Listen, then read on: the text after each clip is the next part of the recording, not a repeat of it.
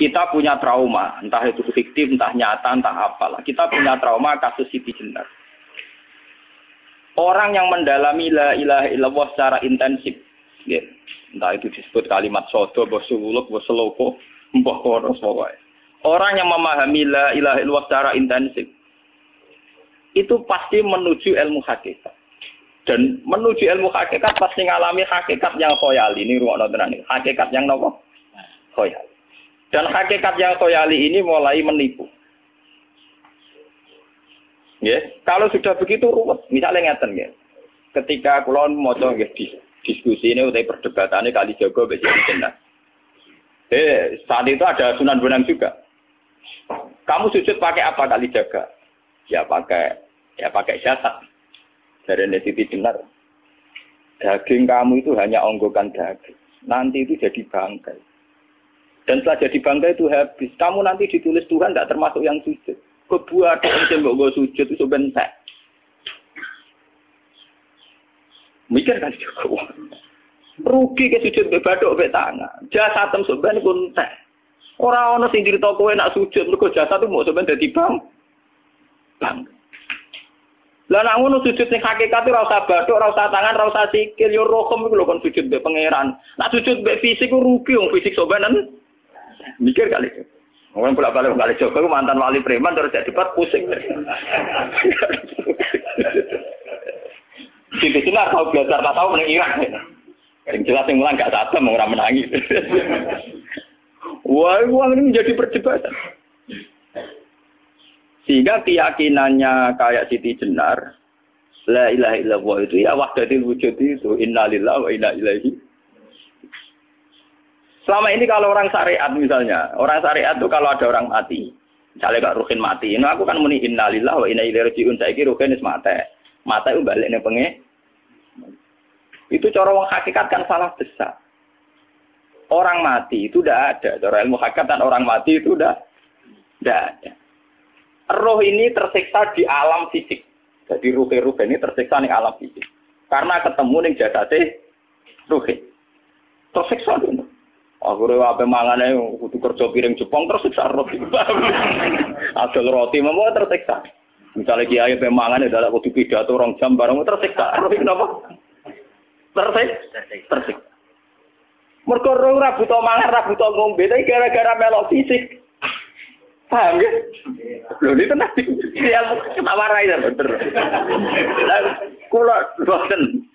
Sampeyan betul lho guru waras maksudnya nggih. Artinya waras secara akademik karena ada referensi, ada marojek, ya. Waras secara hakikat. Kulo nu mau merasake sampean wis ilmu hakikat. Artinya saya juga ngalami ilmu hakikat. Lan ketika sing aran hikam, wong ora tau muka safar ora jadi ulama. Wis entah sekian detik ulama itu harus pernah muka safar. Biar merasakan ilmu nopo aja.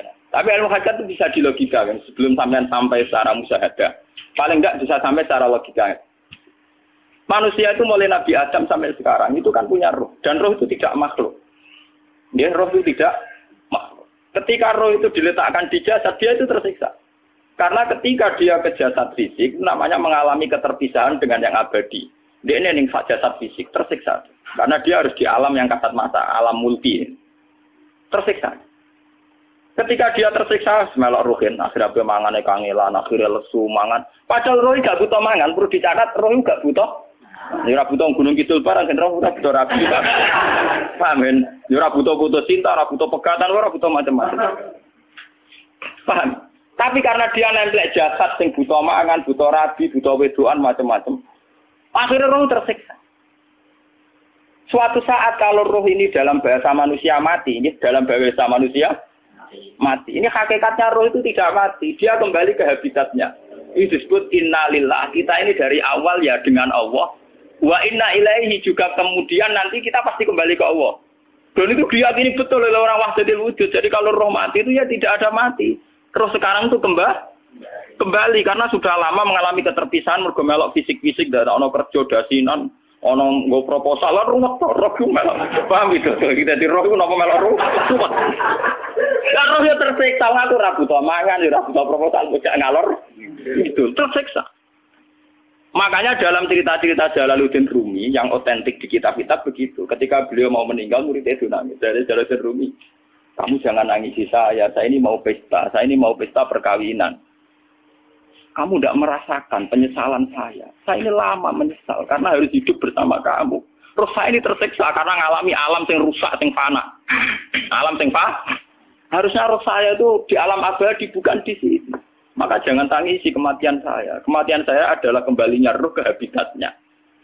Semenjak itu kematian dianggap malam perkawinan. Karena roh kembali. Walhasil nguniku seorang ilmu tasawuf bahasa Arab, jenenge wahdatul wujud, kena Jawa, Yogyakarta, Solo, keadaan itu jenenge manunggaling kawula. Mergo sing rawan ngono rugen, Bapak. Nek tak terangno detail. Jadi bathuk mesti iki buku sujud kan. Niku sampeyan ilang. Dadi seksine serawon ngawur cara teorine sinten Siti? Rugi kowe. Sedar ya gento. Lah kali coba mantan preman jak debat terus ora ngono mbok terus tak pateni kowe. Lah debat iki ora iso. Premane kumat. Ya sam preman jak debat ilmi. Ngono ku model. Kali Joko yo ora salah, dhisik Sayyidina Umar nggih ngoten. Soal Umar sahabat top, lha iki debat atau milih patenane ya Rasulullah. Kayak iso dene ilmiah. Mantar preman pasar rukat terus jadi sahabat top. Debat yang milih mate. Ada wonten cerita wong Yahudi njaluk keputusan Nabi. Bareng wis diputusno Nabi cek mamang. Ndak tenang keputusane ngono dalam sengketa duniawi. Bariku takok ya Ali. Ya Ali, aku mau sowan ning Nabi Muhammad. Dikai keputusan Nabi mamang cara kowe pilih. Sampai Ali dikai keputusan persis kanjeng Nabi. Cek mamang neh takok Umar. Takok Umar aku mau sing Muhammad, ning Ali dikai keputusan kok mamang, Mar. Cara kowe piye? Urusan dunya. Enteni itu. Entah dia meleput buat apa? Uang diputus Nabi ora marah. Buat mati. Awe. Mereka mantan apa? Cara mantan intelektual atau intelektual kan ya wajar nggak uji kok percaya Nabi. Kan barang cara Ali ya gak percaya wis kandhani. Ora percaya Ali kan. Lah ora apa patene. Ya wajar wong Yahudi kok percaya Nabi, nak percaya ora gitu Yahudi Muslim. Lah Ali itu Gusdur. Ada Gusdur lah beda piye tentang Ali nyen ngoten watake ngoten. Nasibe padha. Ali itu ilmuwan yang jadi presiden gak sukses. Sing niru Gusdur. Mergo ning dinggo negara wong pinter mimpin ra sukses. Wong pinter gampang maklumi. Lah misalnya kita jadi kiai wong pinter. Kaya santri ini pacaran. Wajar jangan ana cerita wedok. Wah, ruwet. Terus malah dalil dinalina subuh syahwat minan. Piye pondok tanpa pelaturan ta? Paham ya? Ruwet ta? Mulane aja geman, iki kiai pinter teman-teman iso geman. Sing biasa wae ana syariate sithik-sithik. Sing gamane ana santri pacaran tersinggung, ana santri nakal tersinggung. Sing ana rasane lha donya ana napa? Jadi nak meguru kula nu urusan ilmu semi hakikat. Mon gitu. Sehingga kayak Siti Jenar, cara pandang Siti Jenar itu masuk betul ning gone pemikiran para santrinya. Kados Ki Ageng Pengging siapa masuk betul karena masuk akal. Cara mereka napa? Betapa tidak ada artinya fisik ini. Nah, kalau semua fisik ini tidak ada artinya, kemudian yang ada artinya itu roh, perjalanan apa? Perjalanan roh, sehingga diartikan inna lillah wa inna ilaihi raji'un. Inna sholati wa nusuki wa mahyaya wa mamati lillah. Lah kemudian sekarang sampean tak tanya misalnya ini latihan ilmu hakikat. Wa mahyaya lan penguripan ingsun. Kalau ingsun itu artinya fisik atau jasad, itu keliru besar karena jasad tidak pernah hidup. Yang hidup itu roh.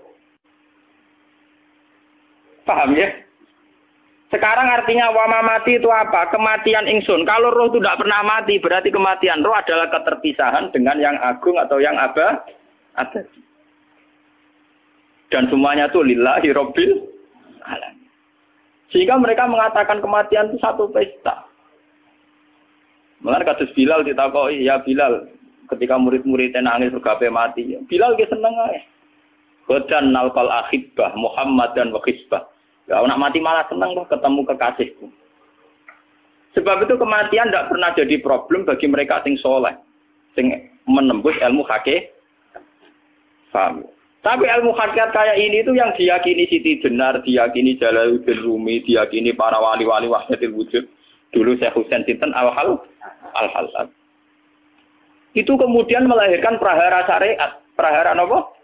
Syariat. Sebab itu Wali Songo, oke Siti Jenar benar dalam filosofinya, tapi harus dibunuh. Karena menjadi prahara syariat. Sama dengan yang dikatakan Nabi itu benar, tapi menjadi prahara syariat. Akhirnya disomasi oleh Umar radhiyallahu anhu. Jadi sebetulnya sama, pola-pola ceritanya sama. Intinya sebuah ilmu hakikat harus dikawal napa? Syariat. Nggih kula bolak-balik, contoh paling gampang wit pisang.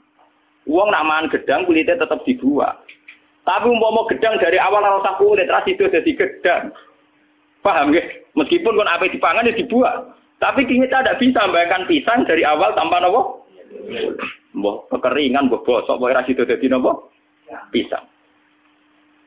Terus pentingnya syariat lagi begini. Mulane penting ngaji wali-wali syariat sing pinter kados Sunan Kudus, kados Sunan Bonang. Andai kan tidak ada syariat itu dunia pun mesti rusak. Contoh paling gampang masalah pornografi, porno aksi. Jadi jelas aja omongi ngono ibu ngakak-ngakak deh. Dari pangeran wis pirsa, kowe nek klambi pangeran ro ora tentu ya rasa klambenan. Wong ora ana gunane. Kalau yang paling penting itu nazarullah, kenapa kowe klambenan barang, wong kowe klambenan ora pangeran tetep pirsa. Nyatane di jenar nak mulang nggih coba klambenan lah intine napa? Dinya ada nabi Sunan Bonang. Nah, aku percaya kabeh nazarullah, ora usah napa? Klambenan. Tetapi teori ra usah klambenan iki dienggo tenan. Mulane nek pas wiridan aliran sesat ciri utama. Kira klambenan tenan. Lah ruwet to. Lho iki tenan iki cerita. Iki pentingnya ngaji nggih. Ben sampean ngerti variasi riwayat, kemudian kita orang syariat harus kayak apa, kemudian kenapa menjadi aliran wahdatil wujud. Nah terus kita ini kan orang syariat. Memang kalau manung syariat itu akeh kok sampean-sampean siji mesti ra kramat. Modele ora di dhuwit bingung, ruwet. Urip wong syariat lho apa? Dineng bojo wedi, dineng tangga wedi, pengaruhe menurun. Pancen orang syariat itu banyak kriminal tauhidnya itu memang jelas. Mulane kiai-kiai fikih nek ketemu kiai-kiai sing setengah jaga wedi mergo iso nebak atine. Ndekne meriang ngono. Sing kiai ra tau salat keramat padahal ngambungan wong. Sing dina salat pat waktu kok ora tau keramat. Wong ape buah utang tanggane iku keramat apane? Sing kono ngawur-ngawur sowan pirang. Meriang oleh syariat ngadepi wong hakikat napa? Mulane jogeman dadi wong syariat sing ngene iku bahaya. Nah kula mboten ngarah. Sampai dadi wong syariat sing ra keramat. Bahaya sekali itu bagi perjalanan agama. Kalau sering ketemu kiai-kiai yang terkenal keramat di Juwaduk tiang-tiang hakikat. Si tantang kocok-kocok kalau wani, tantang aku tetap rawani kok. Mikir deh. Karena orang yang sama-sama ke jalur hakikat tetap punya alamat, tetap wonten sima hum biwuji min asaris. Cara pandangnya mesti sama. Kalau nanti ketemu murid, ya artinya yang ikut aliran Siti Jenar. Dia ada sholat, ada apa, hidup di satu tempat gitu. Padahal dia bisa baca ihya. Dulu pernah mondok di Mekah, pernah di Irak. Itu ya meresahkan para kiai. Kemudian sebagian mereka minta saya suruh ketemu. Ya walhasil kalau ketemu. Ketemu pertama gitu. Jenengan Gus Ba. Tapi zaman Rasulullah itu pernah tak arani muka sapa. Dia biasa mawon. Kalau lara usah kenal jenengan, dia kenal. Jadi dia biasa mawon. Lalu pernah ngajar ajaran. Saya Gus ning donya tak enteni mau turu-turu ngenteni mati ngono Gus kok repot. Ucapan kula terus enak. Sampai jare wong hakikat wong ngenteni mati bareng. Ya mati wis saiki iku. Selasa ngenteni saiki padha-padha wis napa? Wis mati. Ya saiki wis padha-padha wis urip. Wis padha kabeh. Nah cara ilmu hakikat kan terus sama semua. Napa? Sama semua. Tadi makanya itu tadi. Kalau baleni maliki, logika hakikat itu begitu ya. Roh itu ditiupkan oleh Tuhan ke kita. Kemudian roh karena ikut alam fisik, alam jasad, roh ngalami yang kita alami. Ya. Ketika roh ngalami yang kita alami, dia tersiksa. Nah, ketika roh sudah terpisah dari jasad yang mengekang, yang memenjara ini, dia senang terus kembali ke Tuhan. Ini disebut inna lillahi wa inna ilaihi. Nah, jasad ini kemudian menurut ilmu hakikat tidak ada gunanya sama sekali total. Hilang di telan tanah. Lah kalau begitu jasad iki nak mbok agul-agulan. Gusti bathuk kula tak nggo sujud tangan kula ndi buktine tanganem wis ra ono. Bathuk wis ora. Mulane dari Siti Jenar, hanya wali bodoh kayak kalian yang punya ajaran bodoh begitu. Malah rasupan terus. Mulane Sunan Kalijaga semangat kon mateni mergo tambah omongane glodro nduk dindi. Tapi yang enggak disadari Siti Jenar yaitu tadi. Inti dari ilmu hakikat itu kan tunduk sama kersane Tuhan. Kalau sudah tunduk pada kersane Tuhan, kalau kersane Tuhan roh kita harus di jasad. Dan wujud jasad kita ini juga karena kehendak Tuhan. Kenapa yang wujudnya jasad yang karena kehendak Tuhan engkau ingkari? Sementara wujudnya roh tidak kamu ingkari. Toh wujudnya jasad ya bi iradatillah wa bi masyiatillah. Wujudnya roh ya bi wujudit bi masyiatillah wa ira. Harusnya fungsi jasad juga harus kamu akui toh Siti Jenar. Wong sekarang kita punya jasad ya bukan karena kita, karena kehendak Allah. Kenapa kamu ingkari? Berarti kamu mengingkari kehendak meneng Siti Jenar.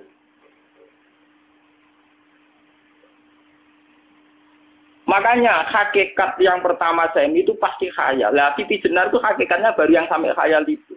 Sehingga dia tersesat. Sebetulnya kalau sudah hakikat beneran itu tidak perlu khayal begitu. Artinya tidak perlu khayal jasad kita yang senajan ora ana gunane ini. Tetap ya wae wujudnya karena kehendak Allah. Juga kita harus terima. Apapun kekurangannya, apapun kenaifannya, ironisnya harus kita terima. Ini sebagai bentuk penerimaan kita pada masyiatil. Begitu juga keadaan roh kita sebagai penerimaan atas masyiatil. Meskipun ada teori-teori roh yang lebih valid. Lebih valid misalnya begini. Kanjeng Nabi itu suatu saat ininya terputus karena perang Uhud. Itu Kanjeng Nabi dolanan drijine ini. Napa cara niki napa jari jemari ini Nabi putus. Iki dolanan. Jadi Nabi sendiri kadang sering ngajarkan ilmu hakikat. Hal lagi illa usbun udmiyat wa fi sabilillahi ma lafitu. Kowe ora trimo fisik, bentuk fisik jari jemari sing ditebir berdarah. Tapi nak kowe wis fi sabilillah ayo wis balik ning Nabi Tatem. Jika kenapa para sahabat itu ketika dicincang, ketika putus tangannya, putus kakinya. Sahabat yang usul ke ilmu hakikat itu malah senang. Karena jasad kita ini kan ila sabilillah menuju jalan Tuhan. Sekali dia sudah terluka fisabilillah itu sudah menemukan formatnya. Cara teori Cina bisa menemukan formasinya. Paham gitu? Orang kok malah ngeluh itu berarti goblok. Paham no? Paham ini apa? Jadi, makanya Nabi ngertikan, ya itu sudah. Itu sudah ketemu formatnya. Ketika rohnya para syuhada nanti kembali ke Tuhan, ya ketemu formatnya lagi. Itu disebut wala taqulu lima yuqtalu fi sabilillahi amma. Dia tidak mati sesuai formasi awal, yaitu roh kembali ke Tuhan dan jasad ikut mengawal. Nah itu Nabi kadang ya pakai ilmu hakikat begitu. Mulane kula bolak-balik matur, kula nunggis mulai umur 20 tahun napa pinten. Kula ngasih nggih gadah penyakit dan ekstrim penyakit saya. Sampai saat ini kalau nak ngobatno tidak lebih 50%, karena saya tetap berpikir. Misalnya cara syariat kan berobat, tapi cara hakikat apa betul keberadaan saya di alam ini penting. Sehingga aku kepengen urip tak bela-belani ngantekan ratusan juta. Jangan-jangan penting mati ikuti bang uripku. Lah nak ngono lha apa tak bela-belani? Entek ratusan juta. Jadi misalnya kita berobat ya mau, ya cari nabi kan berobat ya berobat. Pokoknya kita Islam nggak sini mau geruda-gerudu kadang orang paham. Sekali kamu mengamati dengan sisi hakikat, coba sekarang sampean pikir, coba sekarang nggak pakai logika hakikat, pakai logika syariat saja. Saya ini misalnya asetnya 10 juta, misalnya, ya, saya punya aset 10 juta. Tapi misalnya aku rugen awan atau dipengaruhi di masa depan sama nih, kalau pulau kan soalnya cara teori di masa. Misalnya pulau rugen, artinya kere di duit 10 juta aset. Tujuan saya sembuh kan supaya aku iso sembuh sehat, engkau iso kerja untuk anak. Tapi karena saya sakit nanti operasi tidak 10 juta. Operasi tidak 10 juta. Wong aku repair mesti iso marisi anak. Apa mana nak 10 juta tak ada gue berobat malah jelas ra iso marisi. Lah nak ngono penting matiku ya dibanding 10 juta. Karwan iso diwaris langsung. Sementara anak aku mari dibiayai 10 juta, rong mesti mari 10 juta mesti anu. Artinya tidak ada jaminan kalau berobat itu secara visi ke depan lebih baik. Soalnya malah ngentekno donya, nggak jelas akibat positifnya. Misalnya tetap lumpuh, duit teori loh, bahwa artinya apa? Teori hakikat tetap lebih benar bahwa hidup itu tidak ada artinya, semua itu tidak ada artinya. Berobat apa enggak berobat semuanya tidak ada arti. Teori loh gini. Sehingga kalau kita tengah-tengah aja tengah-tengah, kados kula misalnya loro nggih berobat. Gusti separuh kula nglakoni syariat, tapi sebagai kula ulama fikih nggih separuh kula lakoni apa? Jadi kula tetap mboten ngarah obat 100%. Tapi orang ngarah berobat wong kula tiyang napa? Syariat. Tapi memang faktanya itu begitu. Cara Kanjeng Nabi kadang Kanjeng Nabi berobat. Kadang Kanjeng Nabi wis nikine tercincang dige guyonan. Wahal lagi illa usbuun utwiyat ora kok driji sing gak melok-melok. Nah, bukti bahwa jasad itu begitu tidak penting. Kayak Sayyid Hamzah. Menurut Sayyid Hamzah nganggep wahyu bentone ra karuan. Kalau teori Siti Jenar itu benar, teori Jalaluddin Rumi benar. Benar teorinya ya, orang kok ora salate lho nggih. Maksudnya kok nganut ra salate. Benar cara analisis roh.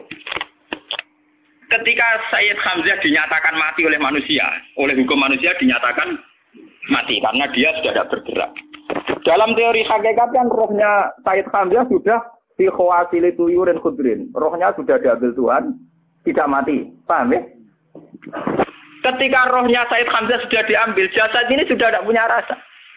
Sekarang secara syariat kasat mata kita tahu, wong jasad nak diinfus, di sayat-sayat dioperasi ora kroso. Apa meneh saiki ruhe wis bisa. Lah ya jasad itu cek gampange, dioperasi dibius saja terus tidak kerasa. Apalagi rohnya sudah diambil. Lah saiki bayangkan, ketika Sayyid Hamzah itu sudah di atas, niku kira-kira delok wahsi ra wong bentuk. Lho wong kok baca igabus. Ketika jasad benar-benar tidak penting, kemudian jasadnya Sayyid Hamzah kan dicincang oleh wahsi. Ketika rohnya sudah diambil kan Hamzah tidak merasakan. Berarti Sayyid Hamzah guyu-guyu wahsi. Wahsi cek bentuk nih gabus dicincang. Paham ya? Lho niki tenan. Artinya ketika pandangan manusia iba kepada Sayyid Hamzah karena dicincang, dimutilasi oleh wahsi. Wahsi tidak mengalami Pak Sinter, Sayyid Hamzah tidak mengalami apa-apa karena rohnya sudah bersama Tuhan. Dan iso wae Sayyid Hamzah malah guyu-guyu wahsi. Cek goblok gabus kok dicincang. Lah nak ngono rak mirip, makanya dalam hal ini itu dalam teori roh itu sebetulnya Siti Jenar tidak sesat dalam teori roh. Tapi jangan katakan itu penemuannya Siti Jenar. Siti Jenar itu terlambat. Sebelum itu ada Husain Al-Khallas. Sebelum itu ada Jalaluddin Rumi. Sebelum itu juga ada sahabat, ada nabi. Cuma cara aplikasinya Siti Jenar melenceng. Jadi jangan katakan kok tak kampus-kampus. Itu pendapat Siti Jenar itu malah goblok meneng. Siti Jenar itu sanut, paham? Nggih maksud apa? Wis anut. Nah, teori yang sama terjadi pada Yesus Kristus. Ketika Yesus misalnya secara lahir dicincang, dimutilasi, diapakan oleh orang Yahudi. Sebetulnya rohnya dia sudah bersama Tuhan. Kembali ke Tuhan Bapa, nah cara Kristen. Nah cara Islam ya balik ini pengeran. Andaikan itu iya, itu ya ada masalah. Karena hakikatnya dia tidak dicincang, tidak dibunuh. Andaikan iya lah, tentu menurut Islam yang dibunuh Yudas itu siapa itu yang masuk bialah. Tapi sama sebetulnya teorinya sama. Kalaupun iya ada masalah. Oke, kalau misalnya Nabi Isa karena ada kontroversi menyangkut dia atau Yudas. Sekarang yang Zakaria dan ya Zakaria Yahya itu dicincang betul oleh orang Yahudi. Matinya dimutilasi. Tapi dia tidak apa-apa. Karena ketika beliau dicincang, rohnya sudah diambil. Ini rumah tenan kan. Ben kira untuk kendel mati paham kan ya. Dadi maksudnya niku kula ajari nak mati itu enggak problem ya. Niki kalau urip mati lho. Dan ini bersamaan paham ya. Kaitan la ilaha illallah ini nanti semuanya sama kaitan sama apa? La ilaha illallah. Ini nanti ujungnya sama dengan la ilaha illallah. Begitu juga seterusnya. Misalnya Yahya kalian sinten? Zakaria. Ketika Tuhan ditanya, jadi tenggene alam malakut pengiran ditakok, ya Allah, Yahya dan Zakaria itu kan hamba pilihan engkau. Ketika dicincang kok jenengan biarkan. Endi Yahya Zakaria dicincang? Aku iku ora goblok dari pengiran. Sedurunge dekne dicincang jasate ruhe tak jupuk. Dadi dekne ora krasa blas. Begitu juga ning tafsir-tafsir sampean lihat wa Maryama Sayyidah Maryam yang istrinya Fir'aun. Itu kan dia iman sama Nabi Musa. Asia, ya. Asia imro'ati napa? Fir'aun. Asia imro'ati Fir'aun, ya. Itu kan dihukum oleh Fir'aun. Ketika mau ditumpahi napa? Batu besar. Iku Allah ketika di pangeran, ya malaikal mauti, cepat ambil rohnya sebelum dihunjami batu besar. Terus rohnya diambil. Sebab itu dalam hukum Tuhan, Tuhan itu tidak merasa bahwa Tuhan membiarkan Asia, membiarkan Hamzah, membiarkan Yahya, membiarkan Zakaria. Dalam hukum Tuhan, semua orang ini roh-roh terhormat. Akhirnya nak anggo teori iki sing nyincang malah goblok, wong gabus goblok cincang ngono dadi. Nak anggo teori iki malah berbalik, sing goblok sing nyincang. Paham ya? Yo ora kok sesuai sampean kiaskan saja. Wong dibius wae disayat-sayat gak kroso. Kaya apa nak ruhe bener-bener wis tercabut terpisah. Rasane ning ndi? Iku sing disebut wala taqulu limayuk talu fi sabilillah napa? Lah kemudian roh ini kemana? Nah, roh itu sudah menyatu dengan kalimat tauhid. Mesti roh itu bersaksi la ilaha illallah. Itu sing disebut ning alam roh ketika Allah tanya alastu bi rabbikum mesti qalu bala. Mesti mereka jawabnya apa? Bala. Karena alam roh tentu lebih mudah bersaksi akan keberhadiran dan keeksistensi Tuhan Allah Subhanahu wa taala. Paham ya ini zaman penting. Nah, ketika kalimat tauhid sudah menyatu kayak begini, itu mesti kalimat tauhid sing mesti langsung untuk swarga. Itu dimaksud Nabi mustaiqinan biha qalbu mukhlishon biha qalbu. Ati itu qalbu kan nggak bisa kamu artikan jantung atau liver kayak teori modern sekarang. Misalnya qalbun itu apa? Jadi kiai qalbun itu jantung. Nah ngono beda mek liver. Lah nek liver apa kabidun niku akal-akalan aja padha ora paham. Bahasa kolbun, fikrun, aklun itu sesuatu yang misteri. Roh ini kemudian dengan kalimat tauhid sudah menyatu disebut mukhlishon biha kolbu. Ada tingkat kemurnian hubungan roh dengan kalimat tauhid. Lah kalau begitu pasti dakhalal jannah. Karena tidak mungkin kalimat tauhid kok dinerang. Lah ini mau masalah-masalah hakikat. Uang sing gak tahu petualangan hakikat, momennya sering bingung bakas duit, bayar kredit, utang jatuh tempo. Orang kan melok mikir, utak kamu sentak gue mikir duit.